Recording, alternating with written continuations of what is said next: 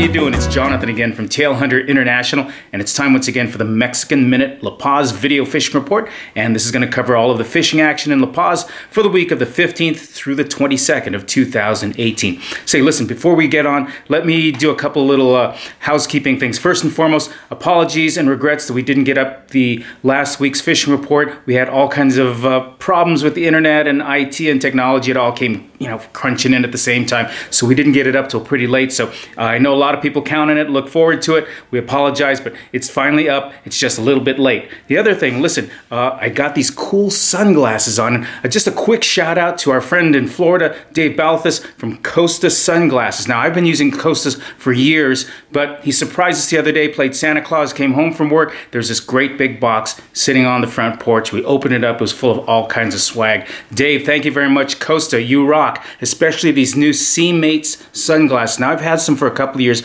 but their new lenses are just killer. And as you're getting a little bit older, it gets a little hard to see, and they're really kind of bifocals. Well, they are bifocals, and not only do they help me read, but also things like tying hooks and things like that. They're really great, super polarized, and we also got this great swag, and we got some cool shirts. So thank you very much to Costa for the swag and for styling us out. You guys rock. So let's talk about fishing, shall we? A lot to tell you about. The week started kind of slow, but for once, the wind gave us a break. Things, like I said, start out a little bit slow, mostly inshore fishing for snapper, pargo, cabria, but as the week went on, the winds abated, gave us a little bit of a break. Now, here's another big apology to you. I just don't have a lot of photos this week, and there's a couple reasons for that. Number one, you name it. Guys forgot their cell phones, guys ran out of batteries out there, people didn't want their photo taken, so I don't have a lot of photos to show you.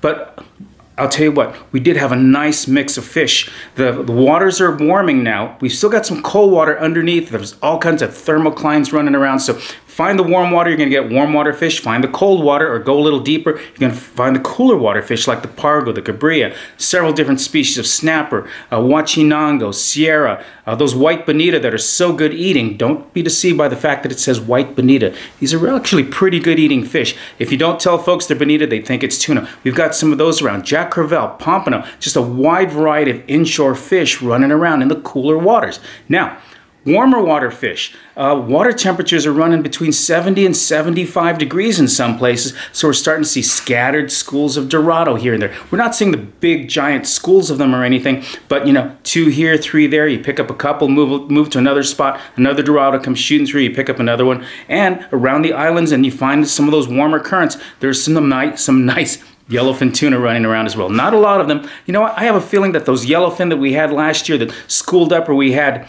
3 months of tuna, about 100 yards, 200 yards off of Muertos Bay. I don't think those fish really ever left. I think that they've hung around, the bait has stayed around, the conditions have stayed very accommodating for them, and I think, every time the winds are laid down, every time the bait shows up, we're able to get into these. Now, we're not getting a lot of them yet, but I think they're the holdovers from last year's yellowfin tuna. Running 10 to 30 pounds, we've had some bigger fish hooked up and lost, so I'm real encouraged that we're going to see some yellowfin tuna in some nice numbers very early in the season. So take a look at the photos that we've had this week. Like I said, there weren't very many of them.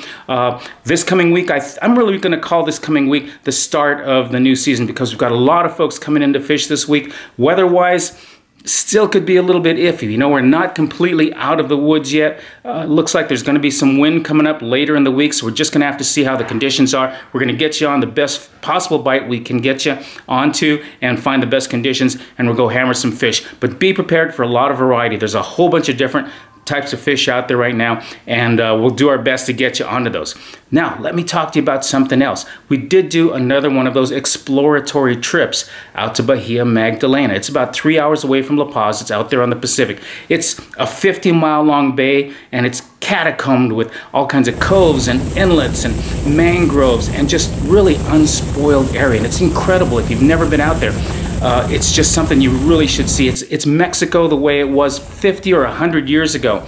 Part of me wants to just tell everyone about it because it's just such a magnificent fishery. I've fished in some of those places, but it's impossible to fish all of them, I think, in a lifetime. I've fished there before, I've caught tons of species, but we've been doing some exploratory trips to check out some of the inshore areas. Now, take a look at the photos and some of the video that's following right after this, because Waters are calm. We're close inshore. We're in 2, 3, 5, 10 feet of water. I think we caught like 17 different species this week. Pargo, cabria, snook, corvina, several different kinds of snapper. I ran out I lost count. There were so many different fish we caught. But in addition to these inshore fish, we're also able to get outside. There's the ridge right outside, and you've got yellowtail, tuna, wahoo, marlin. So we're able to do 2 kinds of fishing. Now, if you're looking for the Club Med type of experience, this ain't it.